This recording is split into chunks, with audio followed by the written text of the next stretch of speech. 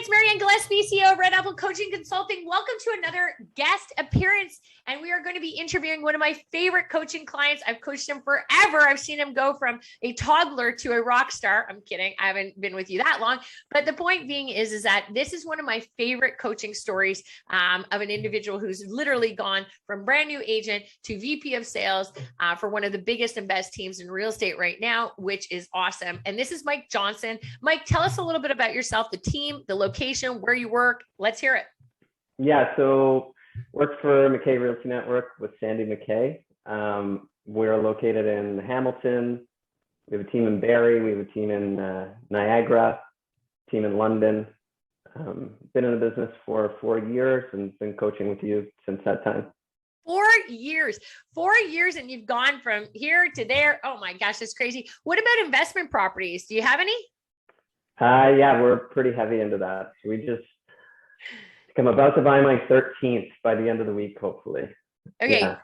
13th. I don't know if everybody heard that. 13th investment property. That's sick. That is like sick. Oh my gosh, that's amazing. Did you ever think, like looking back 4 years ago, that you would not only be VP of sales for one of the top teams, expansion all over the place with the team, all the opportunity, and you have 13 investment properties? I didn't. Honestly, before I met you, I was working corporate, and I always go back because I've always been a goal setter. I've always written my goals down, and I took a look at my goals from when I worked at Honda Canada. And my goal at that time was to work there for 15 years, buy one per year and retire. So to see that happen within 4 years is just crazy. It is crazy. And if you don't mind me asking, you don't have to give a specific, I would love it if you did, but you can give a range. How old are you? I am 32. Okay. That's sick. That's sick. 32 years old, totally successful, out of corporate, 13 friggin' investment properties. Like, honestly, like this is just, it's crazy. And your fam jam, tell us a little bit about your family.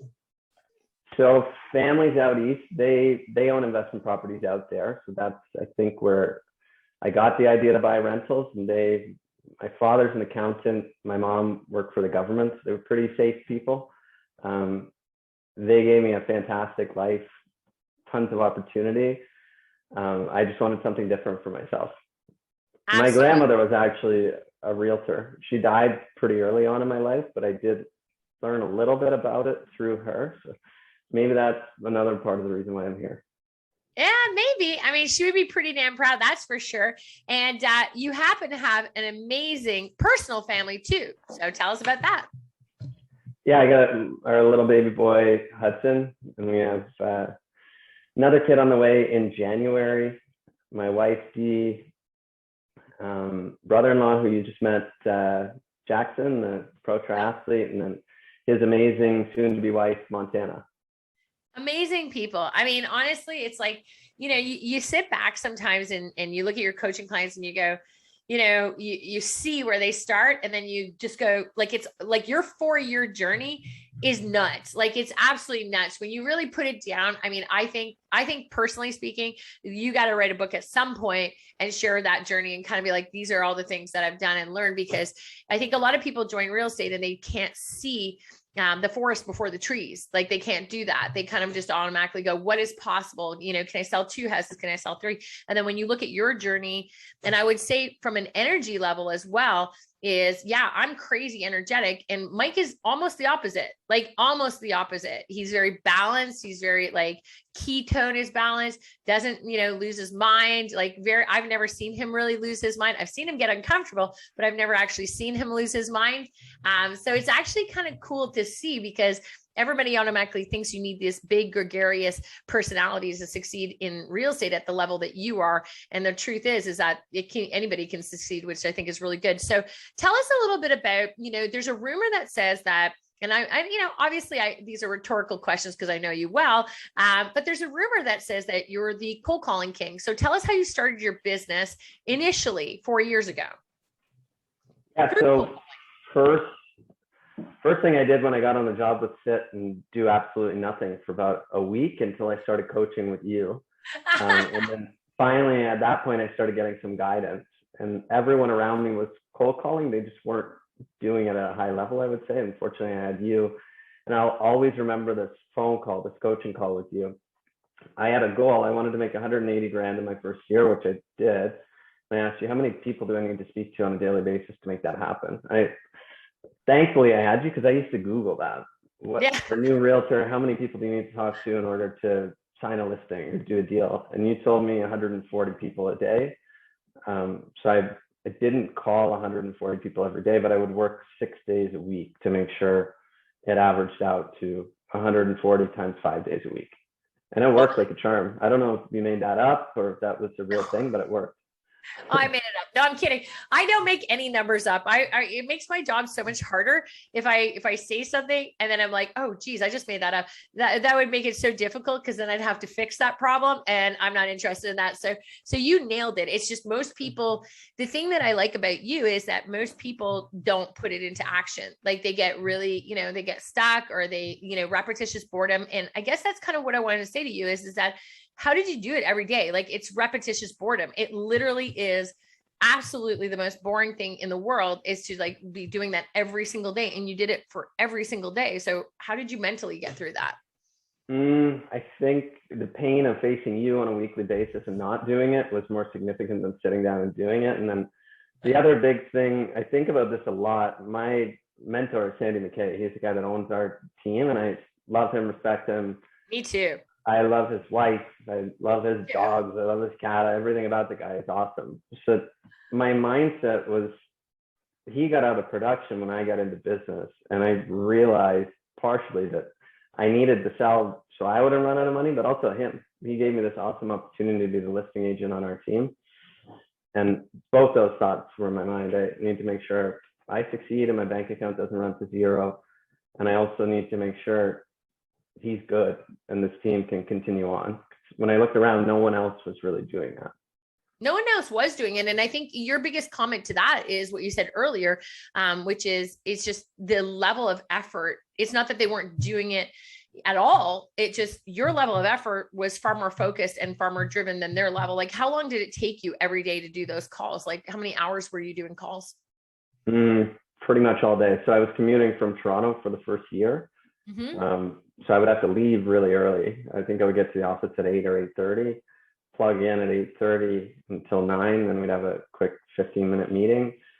And in the beginning, I would go from that time until 6 p.m. because I couldn't leave at 5 because of rush hour. Exactly. So you grinded it out. And so were there days where you would do that many calls and you would just have no success at all? 100%. Yeah. So how do you get through that? Like, because that is why people don't do it. So how do you get through the mental game of that? That's not easy. I think, like, when I look back at it, I was fighting for my life. Like, literally, that's what I thought. I planned to get in this business. So I had $17,000 in my account, which would have lasted me about 8 months. And I didn't know what to do other than what you told me. And I thought my life would be ruined if I didn't make this work out. So when you're fighting for your life, you're literally just swinging for the fences, doing whatever it would take. And then it started working. And I went from being motivated by fear to motivated by money. I realized this is a super easy, awesome way to make a lot of money. And then since then, my why is always evolving and it's changed. I'm not still motivated by money today. I'm not motivated by fear at all, other than the fear of you twice a week. Now the motivation's changed. It has changed. It has. Like, I mean, your motivation has changed because you also have children. You have one on the way, and you have probably the cutest child currently. I was looking at your outdoor hiking pictures the other day, and I was like, like, I think as a coach, I look at that and I go, like, I saw you, in your, I call it granola moment, where you're like in the woods and like, you look like a granola munching person. Like, you got your bag of granola, you got your kid on you, you're hiking away, and you're just like, that's what fall is all about. And what I thought was really cool is that you have balance now, and you have a really good amount of balance. And so how do you kind of like, a lot of people aren't willing to give up that balance, because the hours you put in the commuting from Toronto, you had to give up that balance. So, you know, when you don't have a lot of that balance at the beginning, how do you explain that to the people around you? How do you get their buy-in to be like, look, I've got to be all in on this so I can have my, as I call it, granola moments with the family in the future. So how do you get them to buy into it? I'd say choose your spouse or significant other very, very, very wisely, because she's got a big part of the reason why today I have to have balance is because if I get home at 8 o'clock every night, I'm going to hear about it. It's probably not going to be a very long marriage. But at that time, we didn't have a kid and there were fewer commitments, and she was very supportive, and she knew that that's what it was going to take to be successful in this business. I'm also fortunate, someone we talked about earlier, Jack, her brother, is a pro triathlete, and often when I work late, I say, look at your brother, look how much harder he works than I do. And she's a super fan of him. Why are you not being a super fan of me? I'm trying to accomplish the same thing in a different field. And her father is the same way too. Her father works like a dog, but also maintains good work-life balance, and he's an awesome family man. So you're around somebody who has, and I think that's a really interesting point, is that if you have ambition and you're an entrepreneur, it is about, like, you know, maybe sometimes pulling the family together and going, there's got to be an example somewhere in somebody's family where, you know, somebody has really worked hard to achieve long-term success. And when you really look at it, you know, if you look at your 4-year journey, how much of that 4 years do you feel that you had to sacrifice some of that freedom and that balance out of the 4 years to get what you have today? I worked very hard, but it didn't feel like a sacrifice at all. It's this game of selling real estate. If you turn it into it's a sport, really. That's the way I look at it. I'm fortunate to work on a team with amazing people, and we're in the office every day, and we're competing with each other and supporting each other. It's just a game. It really is just a game. So did you ever branch out of cold calling and into more, you know, organic lead generation, or is cold calling still where you love to live? Cold calling is where a lot of the realtors on my team love to live. We have branched out from that. You gave us an awesome open house plan, and a lot of our lead generation throughout the week is centered around that, which does incorporate some cold calling. I don't have a lot of time in my schedule to cold call anymore. Fortunately, I would say I was very turn and burn my first year, sell someone's house and maybe not put the effort into maintaining a relationship with them.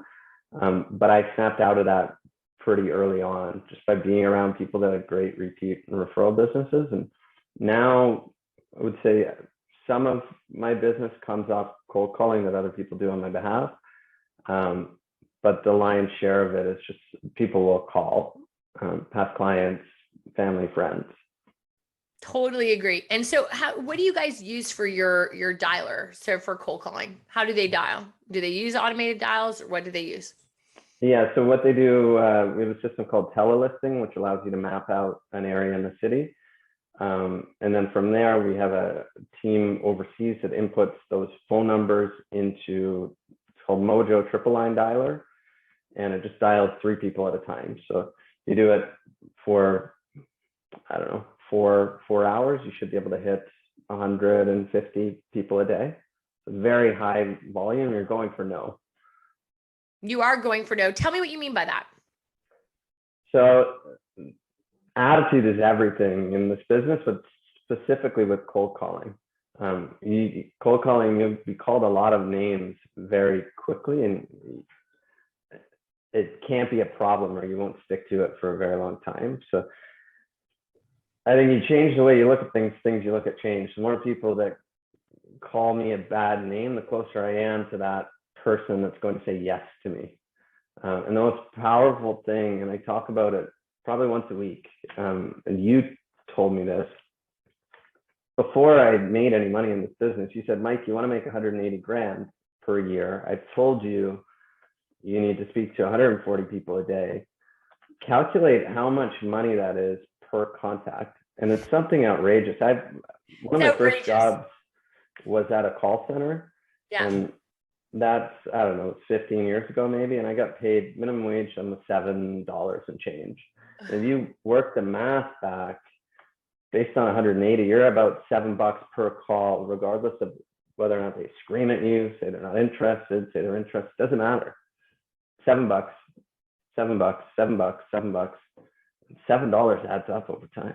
It does. And that's what people don't get it. It's like, you know what, do reverse math, just like Mike said, and you can really see the opportunity, guys. It's crazy. I always say that. I'm just like, and the cool thing about cold calling, which I kind of personally like, and I like, first of all, I love the strategy behind it. See, a lot of people look at cold calling, then they go, yeah, you know, I'm just going to flip on a dialer and everybody's going to tell me to bugger off. And it's like, okay, well, I get that. But if you're hearing kind of what you're dropping, what Mike's dropping, guys, is that he's really talking about, you know, strategizing, having the dialer. He knew that his numbers, he knew where he wanted to end up. He looked at it as a numbers game. He reversed it and said, well, if I do one sale and then do this much cold calling, it works out to $7 a call that I'm making, which is amazing. So he became more motivated by the strategy. And also equally, he's not really attached to anything except positive results and outcomes. It's a strategy. It's a very, very big strategy to have.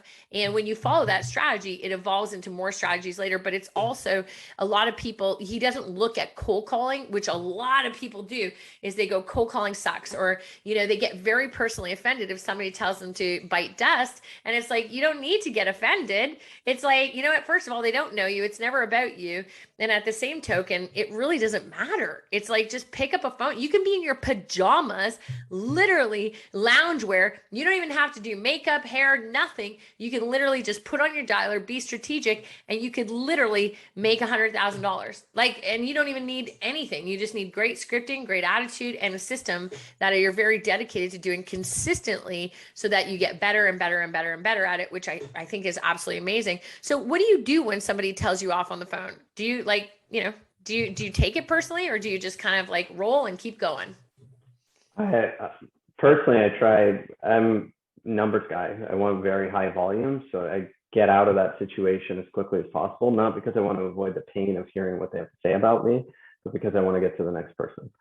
At the end, the only people you're ever going to meet, the only people that are ever truly going to get to know who you are as a person are those that say, yes, I need your help. Everyone else, you're never going to meet them. So who cares what they think of you or say about you? Yep, 100%. And I love that point. You know what? It's like, you're not making it about you. You're actually keeping focus on the goal. That's keeping you very focused. We have like little games that we play. Like we have, if somebody on the team gets like, you know, a really like terrible new swear word, you know, said to them, you know, we have a bottle of wine that they get. So like if you get something really creative, like somebody really calls you a crazy name, we're like, hey, we have not heard that one. That's a bottle of wine. Here you go. And so we're always looking for them. And then every now and then, you know, we'll get somebody who'll be like, man, that was like that was so creative, right? We're like, that was the best swear word I've heard in a year. Amazing. And so we always have a little bit of fun with it. And I think sometimes when you don't take things personally, you know, like I will never forget the story of cold calling. And, you know, this was my bad experience with it on the reverse end. I've never felt so bad in my life. And I'll never forget, it was the day actually that my mom's funeral was happening. And we were all at my house. And, you know, this is the worst day. I was just I was a teenager. I didn't really know much better. I answered the landline, and it's a realtor cold calling. And that poor realtor, I like, worst call of my life. I answer it. They're, you know, we're going to the funeral. This is not a good day. And I just like, I came up with, I'm a very creative person. I like to think I came up with probably enough of a tongue lashing that person may never have traded in real estate again. It was so bad, but they never knew. Like I actually never said what was actually happening in the background. I just was like, you're terrible. You're this, that. And obviously the words were far more extensive. And then I hung up on the person. And I remember thinking to myself, only many, many years later, just going, that was an example that I always share with people, cold calling, saying you don't make it about you. Like you don't know who you're calling, when you're calling them, or what you're actually doing. So the truth is like, if you make it about you and you take it personally, you just said it. They don't know you. How can it possibly be about you? It's not even logical thinking. They don't even know who's on the other end. They would never even recognize you. So at the end of the day, letting it roll and getting out of the situation and finding a better one is definitely where you need to be. And always respect that you just don't know who you're calling. And sometimes they're going through a lot more, and you kind of have to just let it roll. You're right. Don't take it personally. Or at least I don't take it personally. Okay, next question I want to ask you. How do you pick your locations, your areas to cold call? So I didn't get into this business to be a realtor, honestly. I got in because I wanted to be an investor first, realtor second. Yep. So I started calling, this is before I had any money to buy any properties. I started calling in the areas where I would want to buy properties. Nice.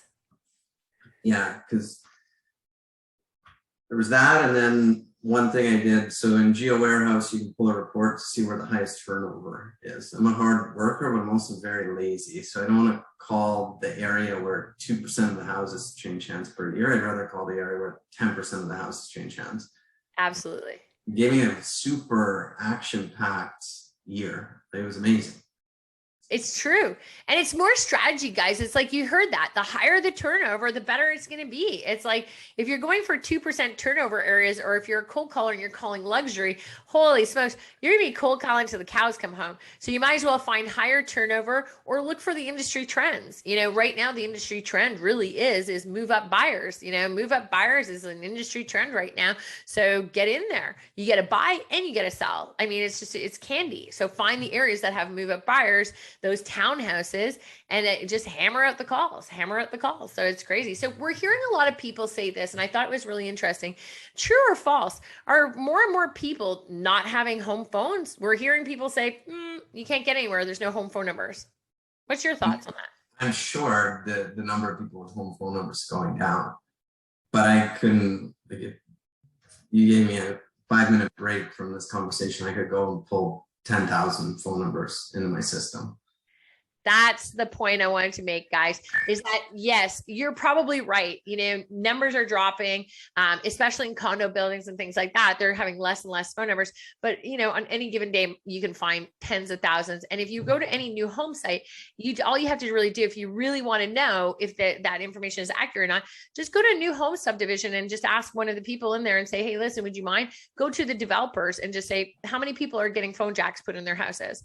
And they'll tell you still 80 to 90% are still getting phone jacks in their houses because they still want the opportunity, because not everybody feels cell phones are entirely reliable. If electricity goes out, what are you going to do? Right? Like there's things that, you know, a hardwired phone can still provide really, really valuable services to 911 and things like that. So I don't buy in a condo building, I would get it, but in general, in the houses, most people are still actually having a landline of some sort. My home phone doesn't ring, but you know what? It is there. We do have it, so it works. All right, so Mike, tell us a little bit about what you do now. So what is your role? You've evolved. You went from, well, actually, do me a favor. Before we do that, what's your highest production that you've done? Myself, or since you're talking Yourself. about guiding me or units? You. I think that's definitely was year 1 and year 2. I think my best year was year 1. I was at 54 transactions and 52 closed. And then the next year it was me and a buyer agent. We did together, I think he did 20 and we ended up at 65 or so. That was awesome. That was really good. So then explain to me why, with that type of success, why did you stay on a team? Now, like before you answer that, I want to fully disclose Sandy Mackay and Kate Mackay, 2 of my favorite people. Like they really are 2 of my favorite people. I just love, like, to me, what they bring to the table. I just think that they're just great leaders. I adore those 2. So full disclosure, I can understand why you'd want to stay with them. However, what was it? Because you are more than capable of going out on your own and developing something awesome for yourself. Why would you stay on a team? I mean, we're very lucky here. A big part of the intangible within our world is the investment side of things. And there's another name I should throw in the mix here, because he's just as important as the 2 of them. And it's Adrian Penozo. He's office, so it's photos right behind me. I love that guy. It's not. I was never one to ask about splits or commission. I didn't even know what split was when I got in the business. I just wanted to work with Sandy. And I got to know Adrian and I wanted to work with Adrian. I'm very fortunate. I've never the three most influential people in my real estate career are you, Sandy, and Adrian. And you're all multi-millionaires. I don't know how many times over. That's what I want, because I know if I hang out with you guys enough, it's off of me, and the commissions are going to seem like peanuts. So what, I have to give a chunk to them. In return, I get so much. Look at you. I mean, in 4 years, I mean, what's your position on the team now? Share with everybody what you do. Sales lead or team. Mm-hmm. Yeah, he's like the VP of sales for the team. So, I mean, so that involves you bringing all your mad skills and your mad motivation to your team. And let's be very honest. Tell me about how your team's done during COVID. It crushed it. Yeah, absolutely killed it. They killed it. Like, what was your highest GCI month during COVID with your team? And there's not 20 people, by the way. This is not a 20 people team. I think we were just shy of 300. You were just literally knocking on 300,000 GCI. And that wasn't just a fluke one month. Like, we're talking trending towards that consistently. Like, it's unbelievable. 300,000. I mean, how many listings in the, do you on average now expect that the team is producing during COVID on any given month? We're normally, I don't know, I would say 3 or so a week without me producing a whole lot of them. I'm not what I was in my first year anymore. I still have the skills. I'm sure if I had to sell 50 houses, I could pull it off. Yeah. I'm super fortunate. I have people in my world, team members, they're actually out working what I was at that time. I know. It's crazy. And so, like, they're producing close to 300K a month, 12 listings consistently during a time where everybody's struggling to find them. We do a coaching call today. We're talking more about scheduling as opposed to making them work harder, which is unbelievable. How do you keep your confidence level high? I mean, you're 4 years in the industry and you expect this whole team to be following you. How do you keep your personal confidence at a level where you're like, most agents, it takes 5 years to develop confidence, and you're already 13 investment properties. You've done what you've done with your own personal sales, hitting easily, doing 50 deals a year. Cold calling is nothing for you. And then on top of that, how do you gain their respect and keep your confidence? I think are the two questions that I'm curious about, being so young in the industry.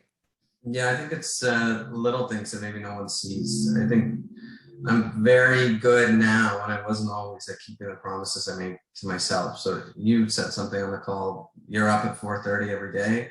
I heard from 4 years ago that you're up at 4:30 every day.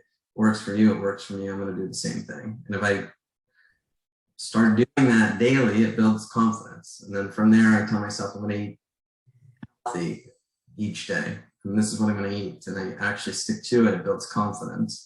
When I make X number of calls each day, it builds confidence. And when I have full confidence in myself, I'm going to do what I say I'm going to do every day and week and month and year. I think people see that, and it produces results. It really does. And I think the cool thing about you, Mike, and, just share with everybody listening, is that you model behavior. Like, you model it and you don't try to recreate the wheel. You're highly coachable. Everybody should know that. Very, very highly coachable.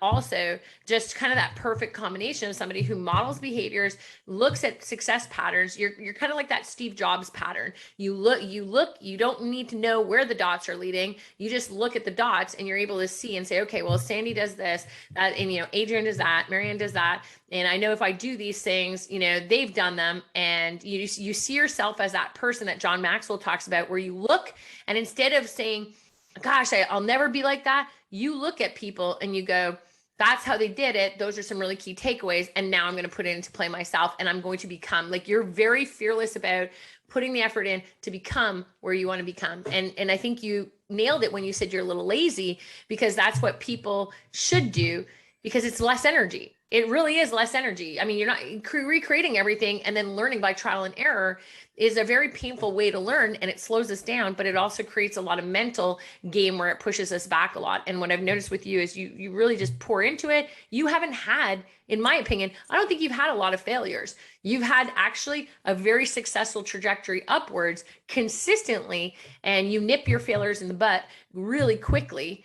And then you move on, and you're very fast with that. And that really, that tells me you're very, very good at modeling behavior, which is really excellent. So let me ask you a question. Do you think anybody can cold call and have success in real estate like you did? I would say so, yeah, if you align yourself with the right people. Like, it wasn't just me figuring it out on my own. I had you, and I had Sandy, and I just took a maps course called Realtor, which it was Yeah. asking great questions, which is amazing. No one ever talks about not asking questions and just aligning yourself with an awesome mentor, coach. Sometimes you just need to shut up and listen. Like, when you tell me to do something, I don't ask you why, or would it be better if we do it this way? No, I've done my due diligence. I know you're my coach. I know I don't ever want a different coach. I know Sandy's my guy. I don't need anyone else. So after making that decision, I'm all in. I'm not going to ask questions about what you guys tell me to do. I'm just going to do what you say. And Mike's 100% right. I have 5 coaches myself, and I don't think I've ever questioned them. I may need clarity sometimes, as to, why I have a workout on a certain day, or can I move something around, or maybe a different modification to it. But I've never questioned my coaches. I just look and I'm like, all right, here you go. And like people ask me, your brother-in-law asked me, the points of success to get to where I want to get to as well. And I was just like, I'm the same. I'm like, I just don't question it. I'm like, if I do A, B, C, D, oh, you got to like that my doorbell runs in the middle of it. Hang on, I'm going to pause this. Okay. So we had a little doorbell. Flower delivery. I just finished my marathon. It seems like there's a little bit of a flower competition of people sending me flowers. So it's kind of hilarious. I feel like they should wait till my Ironman is done. But I think, one of the biggest things that I look at, and I just kind of lost my train of thought on that one, is where you're going, what you want to do. It doesn't really mean, like, I don't believe that there's one certain individual who will be really good at cold calling and another individual who won't be good at cold calling. Like, I think it's really just a matter of effort you put in. And typically speaking, from a coaching aspect, I don't see it often. I don't see people willing to do the hours that you did to get better at what you did. And what we were talking about earlier was, my 5 coaches, I don't question them. They know the numbers, they know how to get me where I want to get to. It's just really the definition is Mike knew where he wanted to go. And that makes it way easier as a coach. If you don't know where you want to go, then your coach is really going to be like, okay, where am I supposed to take you? So I think that's something that I've seen emulate with you bringing onto your team. They have a very clear direction of where they want to go, and everything really is becoming a numbers game. So that's a really big one. So let me ask you a question. Where are you, as we wrap this up? Okay. Where are you going? What is next? I mean, where you are right now is pretty epic, but what you've done in 4 years tells me that there's got to be bigger. So what's next? So I look at, I'm a spreadsheet nerd. I was an analyst before. That's a funny question. So every year since I've been in the business, if you take 1.8 and multiply that by my first calendar year and then by my second calendar year, I've been able to, that's been my growth trajectory. So I don't know if that's always going to be possible, because the bigger you get, the harder it's almost double. But I think going to be my goal next year. So my honest goal next year, I want to make $1 million in commissions. $1 million in 5 years is what I would say is an amazing goal for you. Like, amazing goal for you. And I mean, honestly, and share with everybody. I mean, like, people, we're very transparent here. So what are you at this year then? If they're not good at math, I'll probably land around, if I really push. What did you say? You cut out. Probably like high 5s to 6. Yeah, high 5s to 6. I figure you probably finish around 6. So I mean, that's crazy, guys.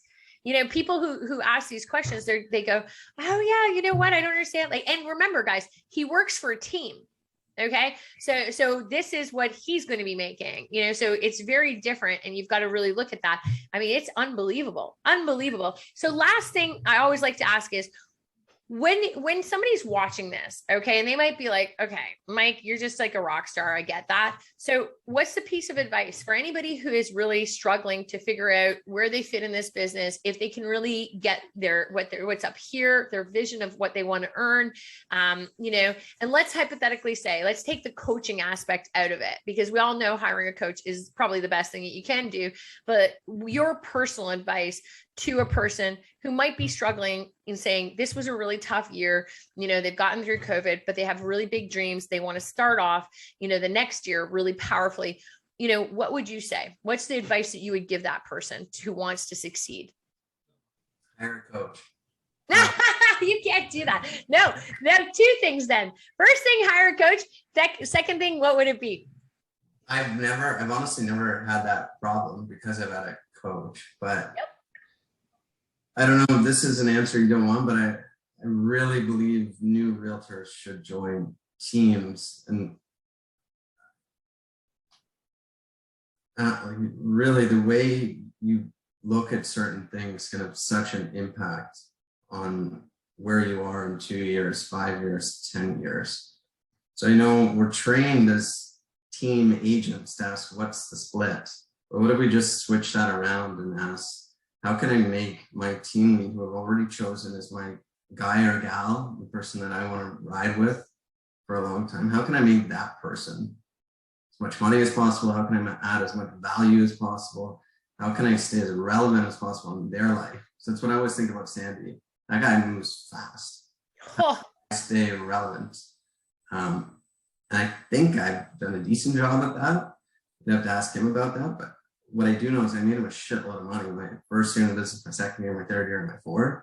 In return, he's given me far more than I've ever given him. Isn't that amazing? It's amazing. And I love what Mike said, is that flip your dialogue. You know what? I think he's 100% right. If you're a newer agent, there's a lot of pressure for newer agents saying, oh, I'm going to join a brokerage and the brokerage is going to get me to succeed.